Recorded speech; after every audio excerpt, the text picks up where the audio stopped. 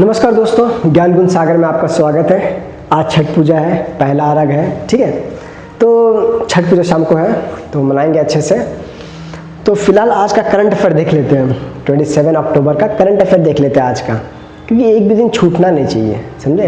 एक भी दिन छूटना नहीं चाहिए क्योंकि करंट अफेयर डेली अपडेट होता है। तो आज के पर्सपेक्टिव से क्या इंपॉर्टेंट होगा देख लेते हैं, उसके बाद धूमधाम से छठ पूजा मनाते हैं। ओके, तो चलिए शुरू करते हैं। India ASEAN making steady progress says PM. देखिए, प्राइम मिनिस्टर मोदी जी ने वर्चुअली आसियान समिट अटेंड किया है, ठीक है। तो इसी में देखेंगे कुछ आउटकम आया। फिलहाल अभी तो आउटकम के बारे में नहीं बताएंगे, ठीक है। तो अभी बेसिकली थोड़ा आसियान के बारे में जान लेंगे। आसियान का फॉर्मेशन कब हुआ, कैसे हुआ, ठीक है, मेंबर्स कौन कौन है, थोड़ा ये जान लेंगे। मुराल पेंटिंग्स के बारे में जानेंगे, थोड़ा हिस्ट्री की तरफ नजर डालेंगे, मुराल पेंटिंग्स के बारे में जानेंगे। और भी इंडिया में जो केव्स हैं, ठीक है, भीमबेटका हो गया, बाग केव्स हो गया, सितान वसल हो गया, थोड़ा केव्स के बारे में जानेंगे। उनने मुराल पेंटिंग्स के बारे में जानेंगे। यूपीएससी ने मुराल पेंटिंग्स के ऊपर कब क्वेश्चन पूछा है इसके बारे में देखेंगे। Winding of the clock of India Nepal economic time. Basically Nepal का इकोनॉमी थोड़ा क्रंच है, तो इसमें इंडिया कहाँ पे हेल्प कर रहा है, किस प्रकार हेल्प कर रहा है, वस्त्रों नौस्त्रों में, ठीक है, थोड़ा उसके बारे में बात करेंगे। Why has IUCN red tagged the western Ghat page, थोड़ा इसके बारे में देखेंगे। और कुछ मिसलेनियस टॉपिक है, मिसलेनियस टॉपिक 4-5 है, ठीक है, तो थोड़ा देख लेंगे। कोशिश करेंगे जल्दी खत्म करने का, ठीक है, लेकिन विदाउट डिटेल एनालिसिस, जल्दी का काम शैतान का होता है, तो विदाउट डिटेल एनालिसिस ऐसे नहीं छोड़ सकते किसी आर्टिकल को, तो कोशिश करेंगे, ठीक है। India ASEAN ties making steady progress says prime minister Modi ji. तो इन्होंने वर्चुअली अटेंड किया है आसियान समिट को, ठीक है।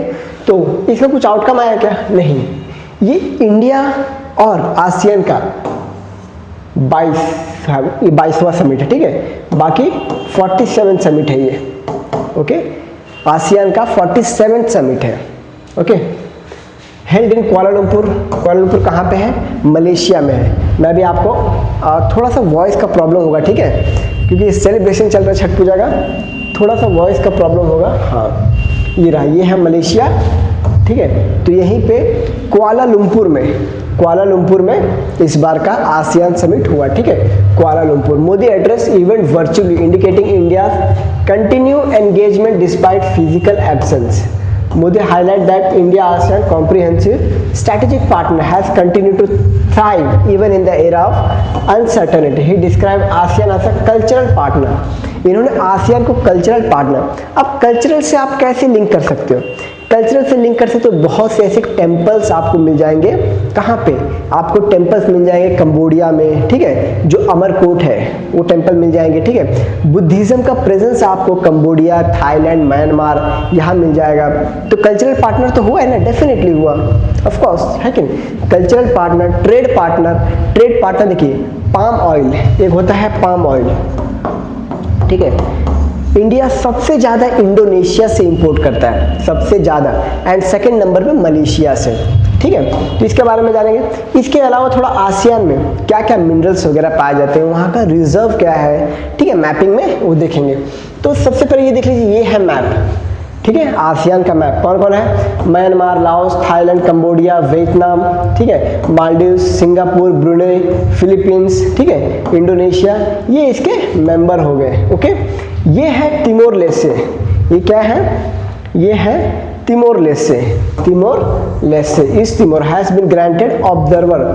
11th मेंबर बनने वाला है, मतलब बन गया है, आप समझिए कि ये 11th मेंबर बन गया है तिमोर लेस्टे, ठीक है। ये हो गया आसियान का अपना कंट्री हो गया। अब ये कुछ समरी है, ठीक है, समरी आसिया समिट कुआलालंपुर, ठीक है, वर्चुअली। तो ये मैंने ऐसे लगा दिया था ताकि इन शॉर्ट पता चल जाए समरी क्या है इसका, ठीक है। नेक्स्ट, आसियान 8 अगस्त 1967 का फॉर्म हुआ था। डेट याद रख लीजिए, क्योंकि यूपीएससी या स्टेट पीसीएस एग्जाम ऐसे पूछ लेता है, मतलब यहाँ पे जो ऑर्गेनाइजेशन है उनके नाम आ जाएंगे, उसके बगल में डेट आ जाएगा कि क्या इस डेट का फॉर्म हुआ था, ठीक है, ऐसे क्वेश्चन आ जाते हैं, okay. ASEAN also document headquarter Jakarta, Indonesia का कैपिटल था जकार्ता, ठीक है, ASEAN Jakarta. One vision, one identity, one community. English language 10 countries. Okay, तो हमने तिमोर लेस्टे के बारे में बात कर लिया। ओके, अब ये है कुछ इंडोनेशिया कैपिटल जकार्ता। अभी नुसंतरा शिफ्ट करने का प्रपोजल, मतलब शिफ्टिंग प्रोसेस में है। नुसंतरा शिफ्टिंग प्रोसेस में है। क्या? नुसंतारा। ठीक है, इंडोनेशिया कैपिटल जल्द ही नुसंतरा हो जाएगा। ओके, मलेशिया कुआलालंपुर, यहीं पे तो हो रहा है। सिंगापुर ही capital. Thailand Bangkok. Philippines Manila. Brunei Bandar Seri Begawan. Vietnam Hanoi. Laos Vientiane. Myanmar Naypyidaw. Cambodia Phnom Penh. अब आप सोच रहे हो कि ये कैपिटल्स क्यों पढ़ा रहा है? कैपिटल पढ़ाने के पीछे ये है कि यूपीएससी ने क्वेश्चन पूछा है capital, south East Asian, ASEAN का कैपिटल पूछा था 2014 में। कब पूछा था? 2014 में। और क्या पूछा था कि कैपिटल सबका नॉर्थ टू साउथ बताइए कहाँ पे है। नॉर्थ टू साउथ, तो ये है वियतनाम, इसका कैपिटल यहाँ पे हनोई, ये है सिंगापुर का यहाँ पे है। ठीक है, म्यांमार का यहाँ पे है। तो इस क्वेश्चन के हिसाब से आप देखो, बैंकॉक कहाँ पे है? थाईलैंड का कैपिटल। ठीक है, हनोई कहाँ पे है? वियतनाम। Jakarta Indonesia. सिंगापुर। तो अब बताओ कौन सा कैपिटल सबसे ऊपर रहेगा? कौन सा कैपिटल सबसे ऊपर रहेगा? आप यहाँ पे मैप देख लो, हनोई यहाँ पे है, थाईलैंड का बैंकॉक यहाँ पे है। ठीक है, बैंकॉक यहाँ पे। ठीक है, उसके बाद ये सिंगापुर और ये है नुसंतरा यहाँ पे, जकार्ता यहाँ पे होगा समथिंग अराउंड। ठीक है, यहाँ पे। तो आप लगा लो हिसाब, इसका आंसर क्या होगा? 3 कहाँ पे है? तो ये होने के चांसेस है, लेकिन ये कैसे? ये क्या पूछा है? South to north. South to north मतलब जो हनोई है सबसे ऊपर आना चाहिए, मतलब सबसे लास्ट में। तो हनोई कहाँ पे? 2 नंबर कहाँ पे लास्ट में है? यहाँ पे है लास्ट में। तो इसका आंसर क्या है? 3 इज द आंसर। 3 जकार्ता सबसे नीचे, उसके ऊपर सिंगापुर, फिर आया क्या? बैंकॉक, फिर हनोई। ठीक है, तो ऐसे यूपीएससी क्वेश्चन पूछ लेता है। ठीक है, इसीलिए मैंने इसका ही लगाया था। ऑब्जेक्टिव बैंकॉक डिक्लेरेशन, तो ये ऑब्जेक्टिव है आसियान का। आप देख सकते हो ऑब्जेक्टिव आसियान, क्योंकि मेंस में कभी भी पूछने को आ सकता है कि आसियान का ऑब्जेक्टिव्स क्या है। ठीक है, क्योंकि आसियान एक रीजनल ग्रुप है कि नहीं? 10 कंट्रीज आते हैं। Promote regional peace and stability, collaborate economic, social, culture, technical, scientific, administrative field, promote South East Asian identity as a unity. लेकिन यूनिटी आपको पता है कभी भी काम नहीं करता है। आपने देखा होगा कि ये कहाँ पे स्थित है? साउथ चाइना सी में।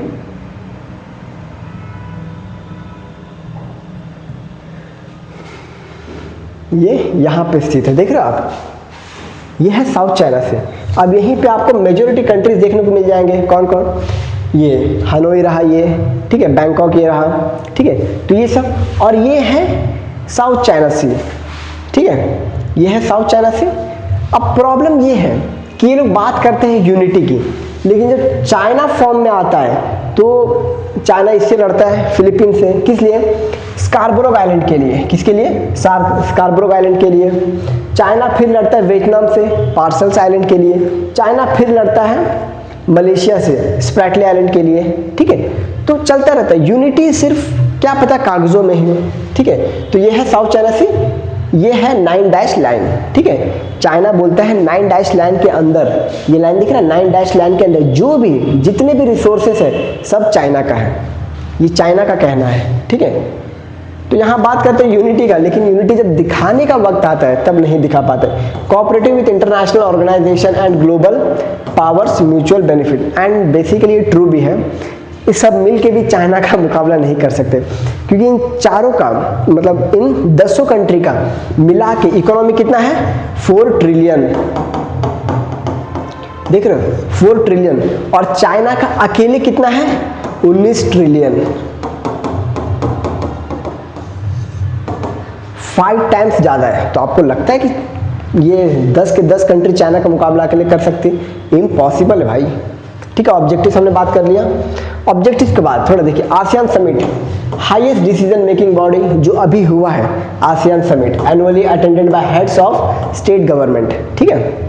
ASEAN coordinating council foreign ministers overseas cooperation across pillars. 3 community council political, security, economic and socio culture, ASEAN secretariat administrative body based in Jakarta, Jakarta में ही कैपिटल है आसियान का headquarter. ASEAN chairmanship rotates annually among the member state in alphabetical order. अभी किसका है? Malaysia का। Malaysia के बाद किसका आएगा? मलेशिया है ना, तो शायद से म्यांमार का आ सकता है, क्योंकि MA म्यांमार का आने का चांस है, ठीक है। अल्फाबेटिकली हो जाते हैं। तो आसियान कम्युनिटी पिलर्स जो हमने अब भी जस्ट बात किया, क्या ये 3 कम्युनिटी है ना काउंसिल, तो यहाँ पे तो इसका ASEAN aim to build regional community based on pillars. ASEAN political security, ये सब पिलर्स है आसियान के कि कहाँ पे काम करना है, ठीक है, क्या क्या सर्विसेज वगैरह ये है। Promote regional piece. आसियान अपने स्टेट को, जो आसियान है अपने 10 जो कंट्रीज हैं उसके लिए क्या क्या किस समय पे किसके लिए क्या बेनिफिशियल है, ये सब डिस्कस करने के लिए है, ठीक है। Stability in where? Stability in south China sea में, ठीक है। एंड फर्स्ट ऑफ ऑल उस सी का नाम हटा के, मतलब ग्लोबली साउथ चाइना सी हटा के आसियान सी रख देना चाहिए। सबसे पहले तो यूनिटी का काम ये करो कि उसको साउथ चाइना नाम हटा के उसको नाम रख दो आसियान सी। क्या? ASEAN C. तब आएगा ना conflict resolution, encourages defence cooperation and dialogue. Establish 2015, seek to create single market and production base. जैसे आपने यूरोपियन यूनियन देखा होगा ना, यूरोपियन यूनियन क्या है? एक सिंगल मार्केट है, ठीक है। उसी प्रकार ये single market and production base. Promote free flow of goods, service, investment, capital and skill labour among the ASEAN, ठीक है। तो ये सेम है किसके जैसा हो गया? Economic community. ये सेम हो गया यूरोपियन यूनियन जैसा। किसके जैसा? European union, okay. European union कितने कंट्रीज है? 28 कंट्रीज है टोटल, ठीक है। मे भी शायद से आगे पीछे हुआ होगा, क्योंकि 2018 में यूके ब्रेक्सिट, ब्रिटेन एग्जिट, ठीक है, वो हो गया था। ASEAN socio economic cultural community, ये 3 पिलर्स है। हमने बात किया था ना पिलर्स का, political, security, economic and socio cultural, ये हमने भी बात किया था जस्ट। ये वही कम्युनिटी है, ये वही पिलर्स है, ओके। नेक्स्ट आसियान कम्युनिटी, हमने तो जस्ट देखा इसको। Historical ASEAN relationship with India, sectoral dialogue partnership 1992 में हुआ। फॉर्मेशन कब हुआ था? 1967 में बैंकॉक डिक्लेरेशन से, ठीक है। तो फर्स्ट टाइम सेक्टोरल डायलॉग यहाँ बनता है। फुल डायलॉग पार्टनर 1996 में, summit level partnership 2002, strategic partner 2012, comprehensive strategic partner 2022 में बनता है। तो ये पूछ सकता है कि आसियान से इंडिया कब कॉम्प्रिहेंसिव पार्टनर बना? ऑफकोर्स यूपीएससी पूछ सकता है, यूपीएससी ने आसियान के ऊपर ऐसा क्वेश्चन पूछा हुआ। फॉर एग्जाम्पल अगर मैं आपको कुछ क्वेश्चंस दिखाऊं, ठीक है, अगर मैं आपको कुछ क्वेश्चंस दिखाऊं तो let me check some questions. ये देखो, आप ये क्वेश्चन देखो, जब हम आसियान का बात ही कर रहे हैं तो आप थोड़ा इस क्वेश्चन को देखो, ठीक है। 2018 का क्वेश्चन है, ये कब का क्वेश्चन है? 2018 का क्वेश्चन है, ठीक है। Which are the above free trade partner of ASEAN? ये आपको तब पता चलेगा जब आप RCEP के बारे में पढ़ेंगे। RCEP regional comprehensive economic partnership, regional comprehensive economic partnership, ठीक है। इसका इंडिया भी मेंबर था, लेकिन इंडिया एग्जिट करता है, ठीक है। कारण मैं बताता हूँ। RCEP का मेंबर कौन है? चाइना है, ऑस्ट्रेलिया है, इंडिया था, है नहीं, जापान, ठीक। तो इन लोगों ने आसियान से फ्री ट्रेड एग्रीमेंट साइन किया था, फ्री ट्रेड एग्रीमेंट। तो इसका आंसर क्या आ जाएगा? आपने अगर RCEP के बारे में पढ़ा होगा तो आपको पता चलेगा कौन है, क्योंकि चाइना भी है। तो चाइना कहाँ पे? 3 है, 4 है, 5 है, 6 तो RCEP का मेंबर नहीं है कि नहीं? तो 6 कट, 6 हटा दो। अब कौन बचा? 1, 2, कनाडा भी तो नहीं है, तो बचा कौन? हालांकि ये हाईलाइटेड है इसीलिए, तो बचा कौन? 1, 3, 4, 5, 1, 3, 4, 5। तो तो जो भी आरसीईपी के मेंबर हैं वो फ्री ट्रेड एग्रीमेंट उनके साथ है आसियान का। लेकिन आसियान से मतलब आरसीईपी से इंडिया बाहर हो गया था, उसके बावजूद भी फ्री ट्रेड एग्रीमेंट है, ठीक है। क्यों? क्योंकि देखिए फ्री ट्रेड एग्रीमेंट तो पहले साइन हुआ ना, जब डील वगैरह सब होने लगा, इंडिया बाद में उससे एग्जिट हुआ, और एग्जिट होने का कारण ये था कि उसमें फ्री ट्रेड एग्रीमेंट था, और हम चाइना के साथ अभी फ्री ट्रेड एग्रीमेंट नहीं कर सकते। कारण लार्जेस्ट इंपोर्टर है भाई, चाइना से 100 बिलियन से भी ज़्यादा ऊपर का इंपोर्ट करते हैं, 100 बिलियन का सिर्फ इंपोर्ट करते हैं, उसमें भी टैरिफ वगैरह अगर कट हो गया ना तो इंडिया का मार्केट गिर जाएगा, इसीलिए आरसीईपी से बाहर हुआ, ठीक है। तो ये क्वेश्चन था।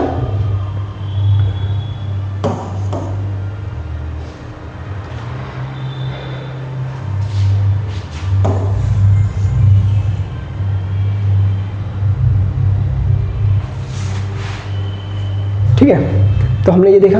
अब कहाँ पे आसियान का ये है, ठीक है। ASEAN India free trade agreement sign in 2009, goods 2014, services, ठीक है। कनेक्टिविटी, ये कनेक्टिविटी का क्वेश्चन पूछा यूपीएससी ने, इंडिया म्यांमार थाईलैंड हाईवे, ये 2023 का क्वेश्चन है, ठीक है। Kaladan multi modal transit partnership project, ये 2 है, ठीक है, 2 है मतलब कनेक्टिविटी का। अब मैं आपको एक मैप दिखाता हूँ कलादान मल्टी मॉडल का, ठीक है, Kaladan multi modal.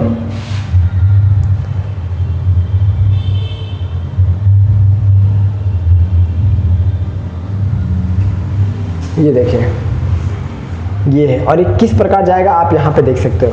Kaladan multi modal जो ये कनेक्टिविटी प्रोजेक्ट है, इस प्रकार जाएगा कोलकाता से, ठीक है, फिर 539 किलोमीटर का सी रूट, उसके बाद यहाँ पे सितवे पोर्ट पे आएगा। सितवे पोर्ट और म्यांमार में और इंडिया में सितवे पोर्ट को लेके डील साइन हुआ है। फिर पलेटवा जाएगा, ठीक है, फिर कलेटवा, जोरिनपुई, लंगताई, ऐजवाल, मिजोरम का कैपिटल। ये हमारा एक तरीके से कनेक्टिविटी प्रोग्राम है जिससे हम नॉर्थ ईस्टर्न से और बेहतर कनेक्ट हो सके, क्योंकि नॉर्थ ईस्टर्न जाने के लिए हमारे पास क्या है, यहाँ पे सिर्फ चिकन नेक कॉरिडोर, क्या है, चिकन नेक कॉरिडोर, जिसको हम सिलीगुड़ी कॉरिडोर बोलते हैं। तो और भी हम बना रहे हैं कनेक्टिविटी प्रोजेक्ट, अच्छे से बना रहे हैं, ठीक है।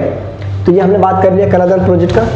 Maritime security joint naval exercise सबके साथ करता है, सिंगापुर के साथ करता है, इंडोनेशिया, मलेशिया सबके साथ जॉइंट नेवल एक्सरसाइज करता है, एंटी पायरेसी ऑपरेशन करता है, cultural exchange programmes, Buddhism heritage, जो मैंने बोला ना, मोदी जी ने क्या बोला, कल्चरल पार्टनर है, कैसे, बुद्धिज्म से, ठीक है, स्कॉलरशिप, जो हमारे एंशिएंट स्कॉलर्स वहाँ पे गए, digital cooperation, ASEAN India ICT fund, ठीक है, environment, blue economy, climate resilience, तो ये सब मुद्दों पे बात किया जा सकता है। अब ये वाला कुछ ये है लिस्ट है जो मैंने बनाया, आप इसमें देख सकते हो कि आसियान का इंपॉर्टेंस कहाँ पे है। यूपीएससी ने क्वेश्चन पूछा है कि इंडिया सबसे ज़्यादा ऑयल कहाँ से इंपोर्ट करता है, पाम ऑयल कहाँ से करता है, मलेशिया एंड इंडोनेशिया से, सबसे ज़्यादा इंडोनेशिया से, ठीक है, पाम ऑयल, ठीक है, पाम ऑयल, क्रूड ऑयल नहीं, palm oil, okay. Malaysia, Brunei, Vietnam, ठीक है, इनसे Brunei, Malaysia leading oil exporter, Indonesia से फाउंडिंग मेंबर ऑफ ओपेक। ये कौन से ओपेक की ये कौन से ऑयल की बात कर रहे हैं फिलहाल, अभी फिलहाल ये क्रूड ऑयल की बात कर रहे हैं, ठीक है। और इंडोनेशिया फाउंडिंग मेंबर है ओपेक का। Vietnam offshore oil field are growing. तो यहाँ पे क्रूड ऑयल और पाम ऑयल दोनों की बात हो रही है। पाम ऑयल इंडोनेशिया और मलेशिया दुनिया के सबसे बड़े प्रोड्यूसर्स हैं, ठीक है। क्रूड ऑयल में कम प्रोड्यूस करते हैं, लेकिन फिर भी Indonesia founding member of OPEC. Natural gas Malaysia, Brunei, Myanmar. हालांकि नेचुरल गैस तो रशिया सबसे ज़्यादा प्रोड्यूसर है, बट यहाँ पे ये लोग भी है, मलेशिया, ब्रुनेई, ठीक है। Large reserve Borneo, south China sea. Malaysia, Brunei are major liquefied nitrogen gas. Coal है, हम कोल है हम सबसे ज़्यादा इंडोनेशिया से मंगाते हैं। कोयला हम सबसे ज़्यादा कहाँ से मंगाते हैं, इंडोनेशिया से मंगाते हैं, ठीक है। हालांकि अभी थोड़ा कम कर दिए हैं। Vietnam, Thailand, Indonesia is one of the world top 5 coal exporter, mainly thermal coal. Tin Indonesia, copper Philippines, nickel Indonesia. हालांकि हम निकल और कहीं से चाइना, कजाकिस्तान इन सब से मंगाते हैं, ठीक है, नाइजीरिया। गोल्ड हम बेसिकली स्विट्जरलैंड से मंगाते हैं। गोल्ड हम कहाँ से मंगाते हैं? स्विट्जरलैंड से, लेकिन यहाँ पे इनका रिसोर्स है तो पढ़ लेना चाहिए।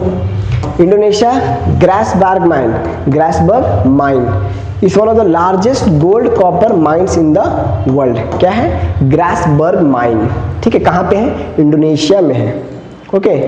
और भी ये है आसियान का जो fact, fourth largest trading partner India का विथ 135 बिलियन, ठीक है। लास्ट टाइम 120 बिलियन था, अभी बढ़ के 135 बिलियन हो गया है, ठीक है।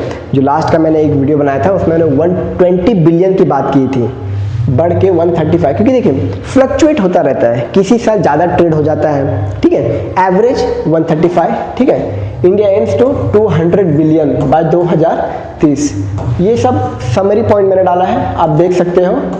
10 मेंबर तिमोर लेस्टे अभी बनने वाला है, मतलब बन गया है 11वां मेंबर, ठीक है, Timor Leste. Purpose political, economical, social, जो मैंने आपको 3 पिलर्स बताए, ठीक है, 3 पिलर्स बताए ना। India status comprehensive strategic partner, की policy, act east policy and look east policy. Look east policy कब आया था? 1992 के अराउंड आया था, ठीक है। एक्ट ईस्ट पॉलिसी 2018 के बाद आया, ठीक है। Main focus trade connectivity, maritime connectivity भी हमने बात किया।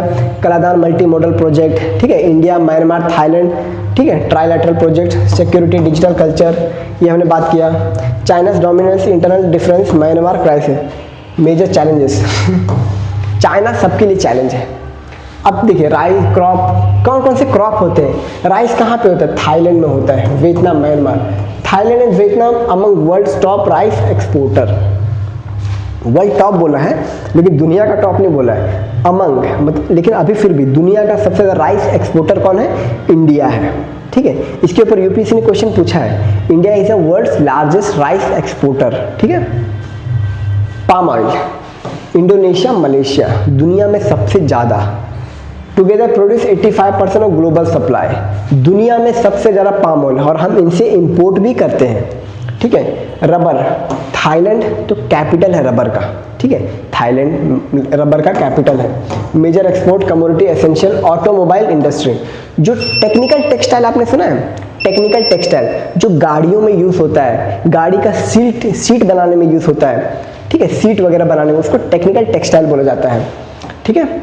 Sugar cane, Thailand, Philippines used biofuel and sugar industry. Coffee, Vietnam भी दुनिया का, मतलब बोलते ना, सेकंड लार्जेस्ट एक्सपोर्टर है, ठीक है, कॉफी का second largest coffee exporter after Brazil, ठीक है।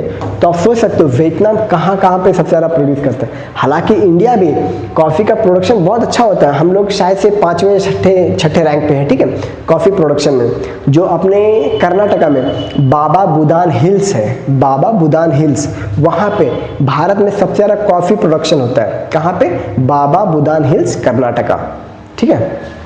कोकोआ, इंडोनेशिया अमंग टॉप 4, ठीक है। स्पाइस फ्रूट भी आप देख सकते हो। हाँ, अब देखते हैं, देखिए कोरल ट्रायंगल के बारे में बात करते हैं। ये है कोरल ट्रायंगल, आप देख सकते हो, फिलीपींस।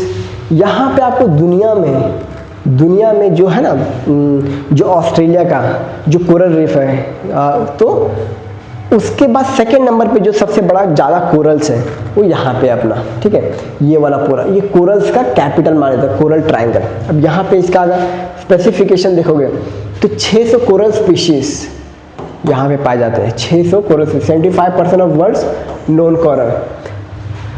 जो ग्रेट कोरल रीफ है, ठीक है, ग्रेट कोरल रीफ है, ये अपना ऑस्ट्रेलिया में, वहाँ पे तो कोरल्स का भंडार है। लेकिन जो अगर बोला जाए कि रिचनेस कहाँ पे है, अलग अलग वैरायटी के कोरल्स कहाँ पे है, तो ये कोरल ट्रायंगल में है, ठीक है।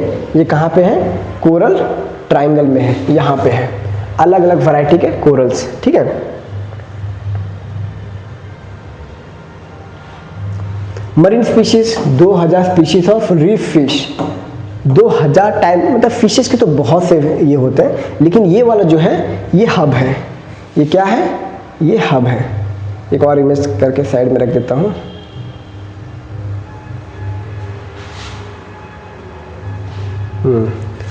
मैंग्रोव सीग्रास यहाँ पे है, ठीक है। मैंग्रोव तो है यार अपना आसियान में, ठीक है। लास्ट टाइम इंडिया ने मैंग्रोव अलायंस साइन किया था, किसके साथ? इंडोनेशिया के साथ मिलके। क्या? मैंग्रोव अलायंस, ठीक है। among the largest mangrove seagrass ecosystem. Endangered species supports whale, shark, turtles and dugongs. Dugongs आपको पता है ना, इसी को बोलते हैं सी काउ, ठीक है, सी काउ।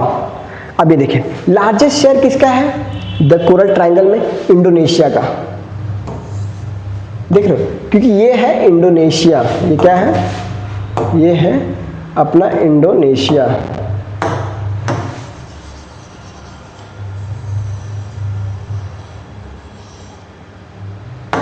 ये है इंडोनेशिया। तो सबसे ज़्यादा शेयर किसका हुआ, सबसे ज़्यादा शेयर तो अपना इंडोनेशिया का ही हुआ ना, ये है इंडोनेशिया, ठीक है, ये पूरा। तो सबसे ज़्यादा शेयर इंडोनेशिया का हुआ। फिलीपींस का second, northern tip, Malaysia eastern coast, Sabah Borneo, ठीक है, बोर्नियो वाला आइलैंड में हो गया, ओके, मलेशिया का बोर्नियो में हो गया, ये है बोर्नियो आइलैंड, ठीक है, और ये है मलेशिया। बोर्नियो आइलैंड में भी मेजोरिटी ऑफ जो ये है वो अपना इंडोनेशिया का है। तिमोर लेस्टे भी आ गया, ये रहा तिमोर लेस्टे। सोलोमन आइलैंड, कहाँ पे सोलोमन आइलैंड, ये रहा सोलोमन आइलैंड, ठीक है। तो हमने यहाँ तक डिस्कस कर लिया Solomon island. Let's move next. तो कोरल के प्रोडक्शन के लिए भी, प्रोटेक्शन के लिए, कंजर्वेशन के लिए भी body, conservation effort, coral triangle initiative on coral reef, coral triangle initiative coral reef, ठीक है, fisheries and food security 2009, member Indonesia, Malaysia, Papua New Guinea, Philippines, ये सब इसके मेंबर हैं, सोलोमन आइलैंड। तो इनका ऑब्जेक्टिव क्या है, क्योंकि देखिए कोरल्स को प्रोटेक्ट करने के लिए और भी वर्ल्ड में अलग अलग जगह, आपने क्रायोजेनिक के बारे में पढ़ा रहेगा, क्रायोजेनिक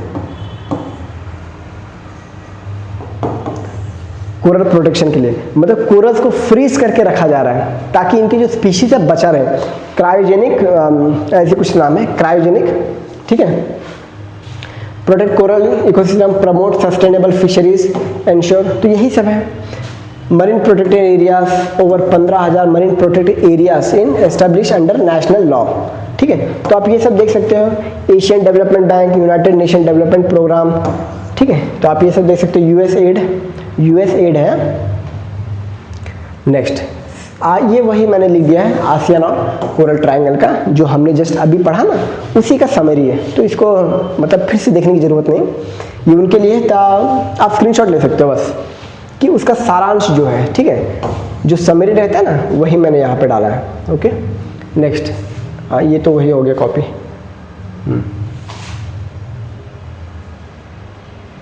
ओहो,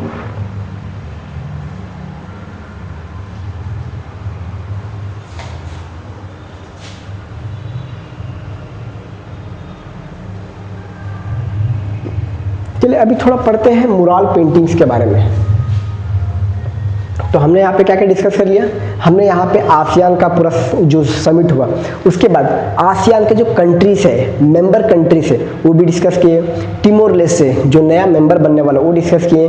सबसे ज़्यादा प्रोड्यूसर, ऑयल का प्रोड्यूसर, पाम ऑयल का प्रोड्यूसर, हमने ये डिस्कस किया, ठीक है। उसके अलावा मिनरल्स की कोल रिजर्व, कॉफ़ी का सेकेंड लार्जेस्ट प्रोड्यूसर वियतनाम, हमने ये डिस्कस किया, ठीक है। तो अभी हम जब मारते हैं नए आर्टिकल की तरफ। दूसरा आर्टिकल कौन सा है, दूसरा आर्टिकल है मुराल पेंटिंग के ऊपर। क्या है, मुराल पेंटिंग्स।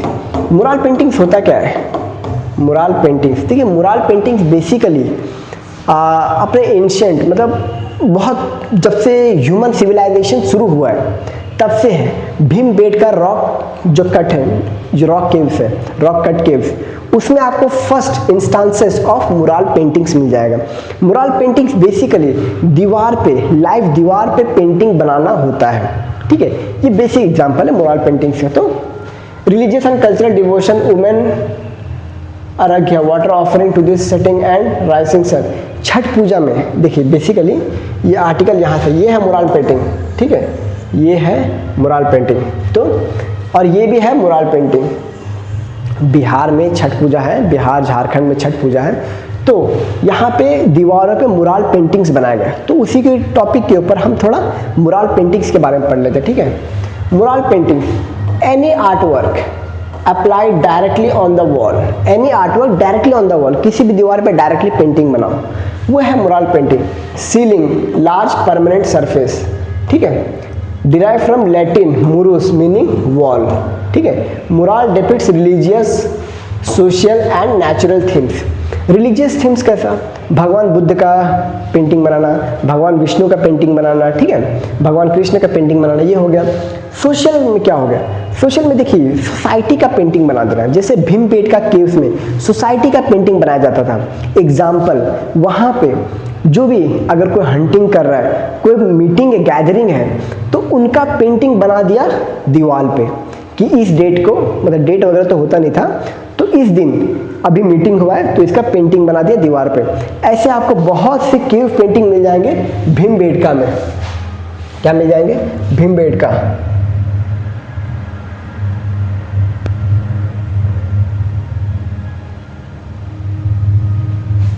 ये देखिए, ये है सोसाइटी का पेंटिंग। अभी हमने बात क्या किया, सोसाइटी, ये वॉर पे जा रहे हैं, ठीक है, ये जा रहे हैं युद्ध लड़ने के लिए, ठीक है। फिर यहाँ पे और भी बात होता है कि कैसे कैसे समाज बैठा हुआ है, बना हुआ है, ठीक है। ये सब है mural paintings, cave paintings, okay. तो social and natural things, natural things में वही सीनरी का पेंटिंग बनाया, नदी नाले का पेंटिंग बनाया, ठीक है।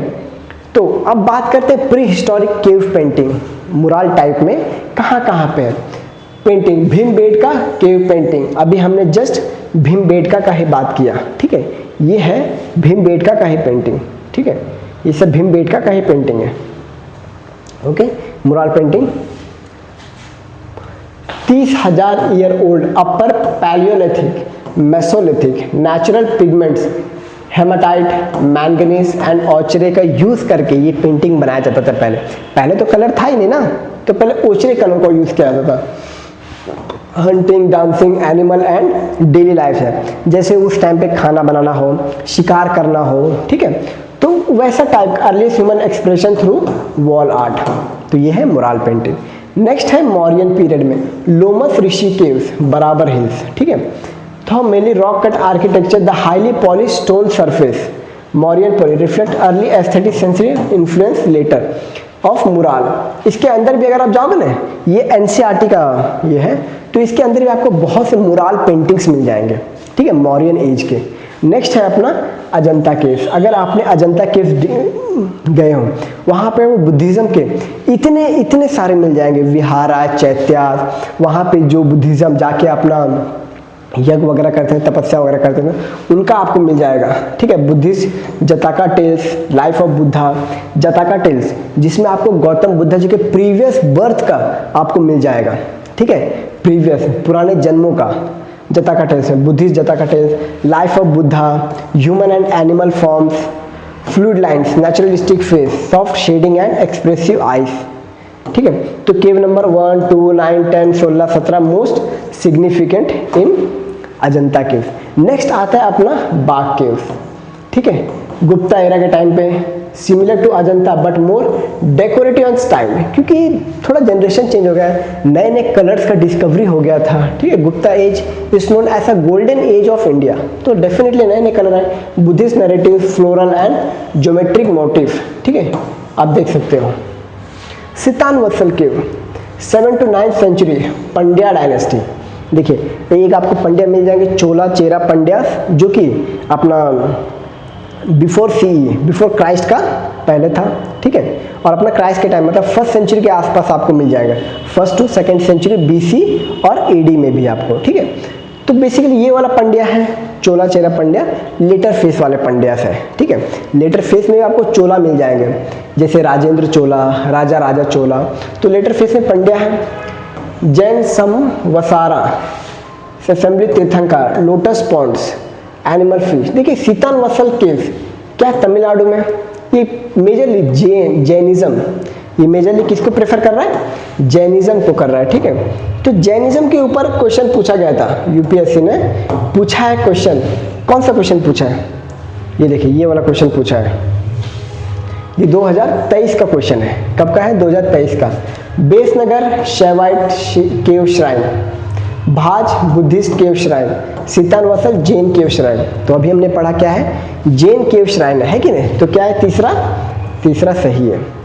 भाजा बुद्धिस्ट केव श्राइन, देखिए बुद्धिस्ट आपको ऑलमोस्ट सारे केव मिल जाएंगे, अजंता, एलोरा, ऑलमोस्ट बाग केव, हर जगह आपको मिल जाएंगे क्योंकि बुद्धिज्म प्रोमिनेंट रिलीजन था ना उस समय, ठीक है। बेसनगर शैवाइट केव, क्या ये सही है, नहीं, बेसनगर वैष्णवाइट है। आपने हीलियोडोरस का जो भागभद्रा था, भागभद्रा के कोट में हीलियोडोरस आए थे, कौन, हीलियोडोरस, उन्होंने जो गरुड़ पिलर इंस्क्रिप्शन वहां पे स्थापित किया। और आपने आपको क्या बताया, भगवतिज्म, ये बताया भगवतिज्म, ऐसा बताया कि विष्णु वैष्णव आपने आपको कृष्णा भगवतम ऐसा बताया, ठीक है, किसने, हीलियोडोरस में। तो शैवाइट कहाँ से हुआ है, वैष्णविज्म हुआ ना, तो ये है अपना सीतानवसल। देखिए यूपीएससी ऐसे क्वेश्चन पूछता है। नेक्स्ट है एलोरा, एलोरा में आपको सारे मिल जाएंगे, बुद्धिज्म, जैनिज्म, ठीक है, और Hinduism. 6 to 9 century Hindu, Buddhist, Jain. Kailash temple cave 16, जो कैलाश टेम्पल कब बना था, ये समथिंग अराउंड 8 to 9 सेंचुरी के आसपास बना। राष्ट्रकूटा किंग कृष्णा वन ने बनाया था, कृष्णा वन ने बनाया था, क्या, कैलाशनाथ टेम्पल, ठीक है, कैलाश टेम्पल। इसमें आपको बहुत विचित्र आर्किटेक्ट बन जाएगा, ऊपर से बनाते हैं, मतलब एक पत्थर को ऊपर से कार्व करके उस समय शायद से 18 साल लगे थे बनाने के लिए। अभी के टाइम पे अनुमान लगाया जा रहा है, साइंटिफिक जो अभी तो हमारे पास लेटेस्ट टेक्नोलॉजी, ऐसा माना जा रहा है कि अभी अगर वैसा बनाया जाए, वैसा आर्किटेक्चर, तो हमें 100 साल से 50 साल से भी या 100 साल भी लग सकते हैं। अभी के टाइम पे वैसा आर्किटेक्चर सोच रहे हो, तो उस समय पता नहीं क्या टेक्नोलॉजी था, डेफिनेटली किसी को नहीं पता। तो ऐसे ऐसे क्वेश्चन आ सकते हैं, ठीक है। नेक्स्ट आता है Alchi monastery, Ladakh, Tibetan Buddhist art work, Kashmiri style. यहाँ पे आपको मुराल पेंटिंग्स मिल जाएंगे, ठीक है। Mineral pigments, lapis lazuli and malachite को यूज किया जाता है मुराल पेंटिंग्स बनाने के लिए। यहाँ पे कहाँ पे, आइची मोनास्ट्री कहाँ पे है, ये लद्दाख में है, ठीक है, लद्दाख। लेपाक्षी टेम्पल आंध्र प्रदेश, ये आपको मिल जाएगा अपने विजयनगर एम्पायर के टाइम का, ठीक है, Vijayanagara empire 16th century, Ramayana Mahabharata, divine figure, fresco, ठीक है, ये सब आपको मिल जाएगा। तंजावुर पेंटिंग, ठीक है, नायका, केरला टेम्पल, ये सब आपको मिल जाएंगे इसमें। तो बेसिकली यही था मुराल पेंटिंग। तो यूपीएससी मुराल पेंटिंग्स के ऊपर कभी भी क्वेश्चन पूछ सकता है। नेक्स्ट, मॉडर्न एज में मुराल पेंटिंग्स कैसा दिखता है, तो ये है मॉडर्न एज का मुराल पेंटिंग्स, ठीक है। तो आप देख सकते हो अभी भी ऐसा बना है, ऐसा पेंटिंग बना है, और उस समय भी कैसा कैसा पेंटिंग बनता था, मतलब उस समय जो पेंटिंग बनता था आप देख लीजिए, अभी तक चल रही है ये पेंटिंग, अभी तक ये पेंटिंग। और कुछ समय बाद जब छठ पूजा खत्म हो जाएगा, तब वो क्या बोलते हैं, इंडियन कोबरास बोलते हैं ना, जो गुटखा खा के थूकने लगते हैं हर जगह पे, तो इसको लाल कलर से पोत दिया जाएगा, ठीक है। तो ये सब सिविक सेंस होना चाहिए, जिसको हटाना चाहिए, क्योंकि दीवार पे अगर अच्छी पेंटिंग बनाई गई है तो उसका रिस्पेक्ट करना चाहिए ऑफ कोर्स। लेकिन इंडियन कोबरास आएंगे गुटखा लिए हुए, ऐसा क्या बात है यार। तो ये सब सिविक सेंस होना चाहिए इंडियंस में, ठीक है। नेक्स्ट बात करते हैं, ये वही पटना छठ पूजा, ठीक है। अपना murals using public architecture, murals को आप इंफॉर्मेटिव बनाने के लिए, कॉमेमोरेटिव, इंफॉर्मेटिव बनाने के लिए, जैसे आप दिल्ली में देखोगे पॉल्यूशंस के लिए अब दीवार पे पेंटिंग बनाए कि मास्क पहना हुआ, तो दिल्ली में भी बनता है, ठीक है। दिल्ली मेट्रो में भी आपको मिल जाएगा, इंडियन पार्लियामेंट में मिल जाएगा, एजुकेशनल इंस्टीट्यूशन में आपको मिल जाएगा अब मुराल पेंटिंग्स, ठीक है। तो ये सब है मुराल पेंटिंग्स, ओके। अब ये सब बताया कि कहाँ कहाँ पे, तो हमने जस्ट अभी पढ़ा, अजंता, बाग, एलोरा, सीतानवसल, ये सब हमने अभी जस्ट पढ़ा है, ठीक है। ये तो वही है लगता है। नेक्स्ट देखिए, इस आर्टिकल का winding up clock India Nepal economic ties, ये आर्टिकल सिंपल तरीके से समझिए। इंडिया, इसमें 4 टॉपिक है, ठीक है, इतना मत पढ़ने जाइए, हाँ, अपने वाइडर रीडिंग के लिए इसको रीड कीजिए, ठीक है। बट शॉर्ट में समझिए कि इंडिया क्या करना चाहता है, इंटरनेशनलाइजेशन ऑफ इंडियन करेंसी,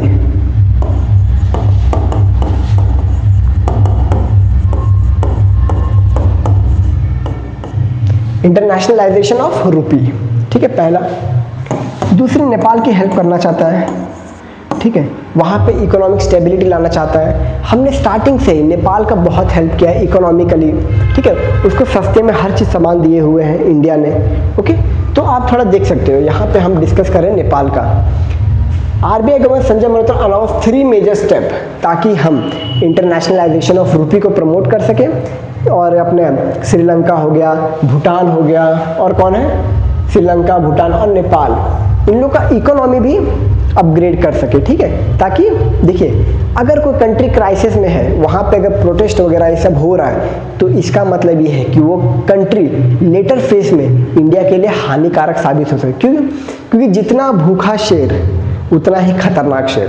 अगर सामने वाला कंट्री पाकिस्तान, आप इस बात को गहराई से समझिए, अगर पाकिस्तान नॉर्मल गरीब है तो ठीक है भाई, ना वो कहीं से वेपन खरीदेगा और ना ही टेररिज्म फैलाएगा। लेकिन अगर पाकिस्तान एक्सट्रीम पॉवर्टी, एक्सट्रीम गरीब, भिखारी जैसा है, तो वो खतरनाक है। क्यों? भूखा शेर। अब वो क्या करेगा, बोलेगा भाई रोटी के लिए तो मैं बम भी फेंकने को तैयार हूँ, तो और ज़्यादा एग्रेसिव हो जाए कि मुझे कोई भी रोटी ला के दो, कोई भी मुझे रोटी ला के दो, मैं किसी के ऊपर बम फेंकने को तैयार हूँ। पाकिस्तान बोलेगा, पाकिस्तान बोलेगा, मतलब जो पाकिस्तान बोलेगा कहीं पे बम फेंकने को तैयार हो, ठीक है। तो इस प्रकार पाकिस्तान जो है, अगर बहुत ज़्यादा गरीब है तो और गरीब रह जाएगा और सामने वालों के लिए हानिकारक साबित हो सकता है, टेररिज्म और ज़्यादा फैलेगा। तो नेपाल, भूटान, श्रीलंका, ये सब में अगर क्राइसिस आएंगे तो लेटर फेज में इंडिया के लिए नुकसान साबित है। क्यों? यहाँ से रेफ्यूजीज आ जाएंगे ना, नेपाल से रेफ्यूजी आएगा, भूटान से रेफ्यूजी आएगा, श्रीलंका से आएगा, बांग्लादेश से तो आ ही रहा है, ठीक है, बांग्लादेश से तो आ ही रहा है। पॉलिटिकल पार्टी उसको मतलब जो करप्टेड पॉलिटिकल पार्टीज होते हैं उसको अपने गेन के लिए यूज़ करते हैं, तो वो सब चीज़ पे नहीं जाना है। तो इसीलिए नेपाल, भूटान, श्रीलंका, इनका इकोनॉमी ठीक करने के लिए इंडिया ने ये लिया, ठीक है। स्पेशल वोस्त्रो अकाउंट, वोस्त्रो और नोस्त्रो क्या होता है? वोस्त्रो अकाउंट और नोस्त्रो अकाउंट। देखिए, वोस्त्रो मतलब आपका बैंक अकाउंट, जो आपका बैंक अकाउंट मेरे बैंक में, मेरे देश के बैंक में, ये हो गया वोस्त्रो। वो मतलब है ना, वो आपका अकाउंट मेरे इसमें। नोस्त्रो में मेरा वाला मेरा अकाउंट आपके बैंक में, ठीक है। ये इस तरह से आप ले सकते हो। Allowing foreign banks to maintain accounts in Indian with the Indian bank for investment in corporate bond, मतलब इन शॉर्ट ये अब नेपाली करेंसी में भी यहाँ पे इन्वेस्टमेंट कर सकते हैं, ठीक है। कमर्शियल पेपर, गवर्नमेंट सिक्योरिटी, और उस पैसे को क्या करेंगे, अपना इंडियन रुपी में कन्वर्ट करेंगे, डॉलर में नहीं, इंडियन रुपी में कन्वर्ट करेंगे और कंपनी को दे देगा, ठीक है। इस तरह से क्या होगा, रुपी का ज़्यादा प्रमोशन होगा। क्यों? क्योंकि हमारा जो इकोनॉमी है ज़्यादा ये है ना, पावरफुल है नेपाल वगैरह से। नेपाल से कितना, ये हमने पैक्ड करेंसी रखा है। क्या रखा है हमने? पैग रखा है, वरना ये तो 1.6 नहीं, ये चला जाएगा कम से कम 70-80 चला जाएगा, 60-70-80 चला जाएगा, लेकिन हमने पैक करके रखा है, मतलब इससे नीचे गिरेगा ही नहीं। डिमांड एंड सप्लाई कैसा भी हो, इससे नीचे नहीं गिरेगा, ठीक है। तो ये हमने रखा हुआ है। तो बस इस आर्टिकल का यही मतलब है, ठीक है, कि इंडिया, भूटान, नेपाल और श्रीलंका का इकोनॉमी ठीक करने के लिए ये सब पॉलिसीज लिया था, ठीक है। तो इसके ऊपर ज़्यादा क्वेश्चन आएंगे नहीं, क्योंकि इसमें कोई ऐसा बॉन्ड डील वाला जैसे रफ ऐसा नहीं है, ठीक है। तो आप इसको रीड कर सकते हो, अच्छा आर्टिकल है, ठीक है। इसमें बताया है ये कि इंडिया का इन्वेस्टमेंट नेपाल में कितना है, 33% वगैरह ये सब बताया हुआ है।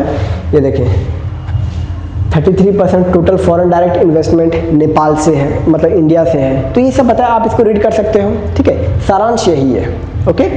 नेक्स्ट हम लोग बात करते हैं नेपाल का मैपिंग के ऊपर बात करते हैं। हालांकि इसके ऊपर ये सब मत पढ़िए, ठीक है, ये सब यूपीएससी नहीं पूछेगा।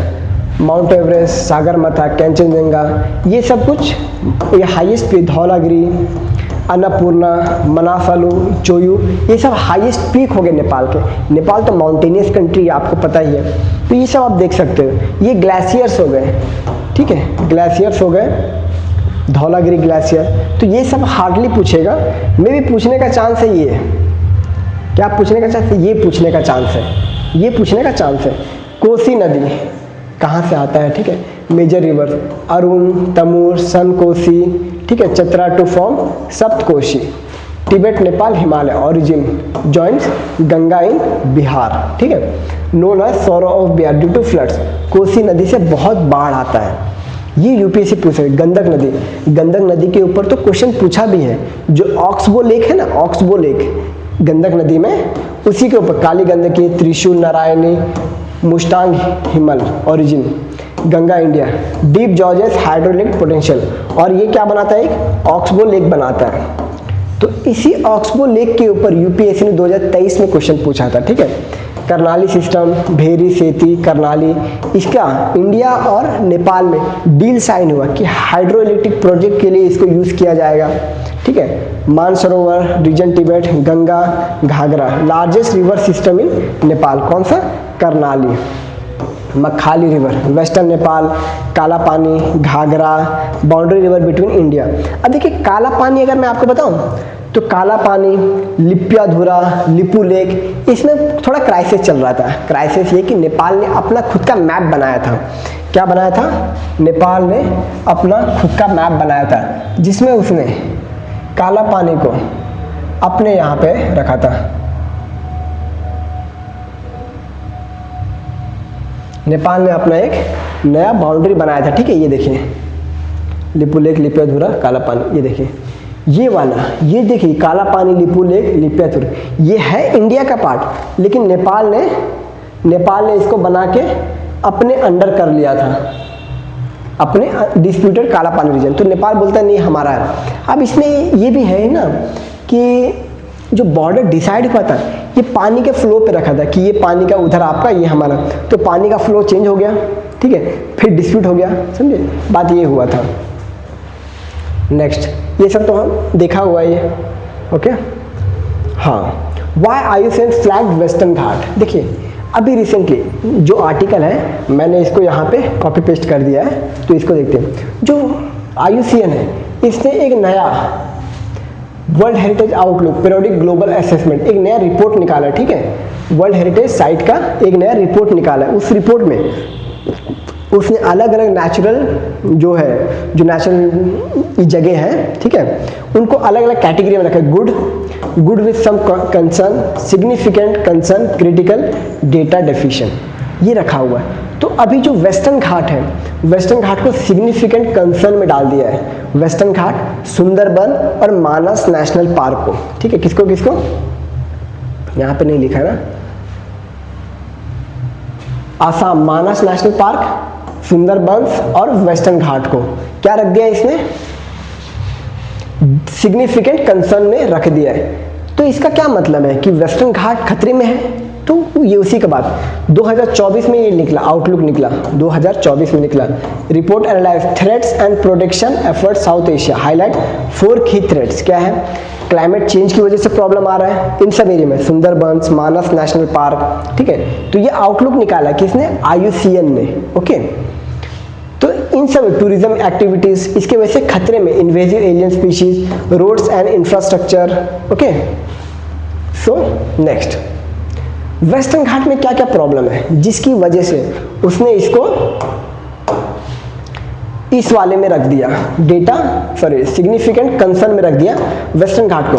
तो प्रॉब्लम क्या है वेस्टर्न घाट में, प्रॉब्लम देखिए ये है, विच एक्सटेंड अक्रॉस 6, मतलब ये उसका बताया है, गुजरात, महाराष्ट्र की वेस्टर्न घाट कितने स्टेट में फैला हुआ है, महाराष्ट्र, गोवा, कर्नाटका, केरला, तमिलनाडु, ठीक है, are home to hundreds of endemic species. Problem क्या है, हाइड्रो पावर प्रोजेक्ट, बहुत से हाइड्रो पावर प्रोजेक्ट्स चल रहे हैं, ठीक है। कृष्णा नदी में हो गया, गोदावरी नदी में हो गया, पेरियार नदी में हो गया, जैसे इडुक्की डैम वगैरह है ना, तो उनके ऊपर तो यही बोल रहा है हाइड्रो पावर प्रोजेक्ट बहुत है, ये वेस्टर्न घाट को खतरे में डाल रहा है, पहला प्रॉब्लम। दूसरा माइनिंग, उन सब एरिया में बहुत माइनिंग हो रहा है, कर्नाटका वाला रीजन में भी वेस्टर्न घाट में बहुत ज़्यादा माइनिंग हो रहा है, ठीक है, कोल माइनिंग हो रहा है, मिनरल्स का माइनिंग हो रहा है। अर्बनाइजेशन, मतलब पहाड़ों पे भी घर बना रहे हो आप, ये सब का मतलब बोलते हैं ना कि इंटेंस ये अर्बनाइजेशन, बिल्डिंग पे बिल्डिंग बनाए जा रहे हो, कॉन्क्रीटाइजेशन ऑफ वर्ल्ड, दुनिया को कॉन्क्रीटाइज कर रहे हो, कॉन्क्रीट बना रहे हो दुनिया को, एग्रीकल्चर एक्सपांशन, इंफ्रास्ट्रक्चर डेवलपमेंट, ठीक है, तो एग्रीकल्चर में ये एक्सपांशन कर रहे हो, बस इसी सब चीज़ का बात बता रहे हैं। ठीक है। Hydro power dam project Silahalla and Kunda Tamil Nadu में, जो हमने भी बात किया ना हाइड्रो प्रोजेक्ट का। Altering natural river system, natural river को अल्टर कर दे रहा है, रिवर का फ्लो चेंज कर दे रहा है, ठीक है। This project threats aquatic biodiversity, मछलियों को ये डाइवर्ट कर रहे हैं अपने जगह से। डिसरप्ट वाइल्ड लाइफ कॉरिडोर, जैसे पहले एलिफेंट कॉरिडोर हो गया, टाइगर कॉरिडोर हो गया, इन सबको डिसरप्ट कर रहा है, ठीक है। तो इसीलिए उसने सिग्निफिकेंट कंसर्न में रखा हुआ है। टूरिज्म वेस्ट, टूरिज्म घूमने जाते हैं, कचरा प्लास्टिक सब फेंकते हैं वहाँ पे। Tourism solid waste, noise, pollution, ठीक है। इकोलॉजिकल फ्रजाइल जोन, उसके लिए बायोडाइवर्सिटी जोन को वहाँ पे जाके गंदा करते हैं। तो ये सब चीज़ के लिए कंसर्न जताया है IUCN ने। क्लाइमेट चेंज का तो बताया है, needly fly catcher and black and orange fly catcher have been pushed upwards to cooler zone, some species में not adapt fast enough risking extinction. इन सब ये नीलगिरी फ्लाई कैचर इन सब का एक्सटिंक्शन होने के कगार पे आ रहे हैं। अब सुंदरबन में क्या प्रॉब्लम है, मैंने क्या बताया, Manas national park, Sundarban and Western Ghat. तो अभी सुंदरबन की बात करते हैं। यहाँ पे क्या प्रॉब्लम है, several ecological stress, salinity intrusion from rising sea level rise हो रहा है, ठीक है। Pollution and oil contamination, Sundarban के एरिया में ऑयल कंटामिनेशन का भी प्रॉब्लम होता है, ठीक है। वहाँ पे जस्ट वेस्ट बंगाल में पोर्ट है, ठीक है। Industrial waste, unsustainable fishing, sea level rise and storm surge threaten mangrove ecosystem. तो ये सारे प्रॉब्लम्स हैं जो कि जिसकी वजह से IUCN ने इसको सिग्निफिकेंट कंसर्न में रखा है, ठीक है। 7 natural world heritage site including India's world heritage site, broader picture. तो नेचुरल वर्ल्ड हेरिटेज साइट है। मिक्स में कौन आता है, कैंचनजोंगा आता है। मिक्स में Kanchenjunga, Sundarban, Manas, great Himalaya national park, Nanda Devi valley of flower, Kaziranga national park. 4 are under significant concern. जो हमने लिस्ट बनाया ना, इसमें से 4 जो है ये सिग्निफिकेंट कंसर्न में आता है। According to IUCN 57 global sites have positive of conservation outlook but south Asia figures lag behind. मतलब साउथ एशिया में मोस्टली कौन आता है, इंडिया ही तो आता है।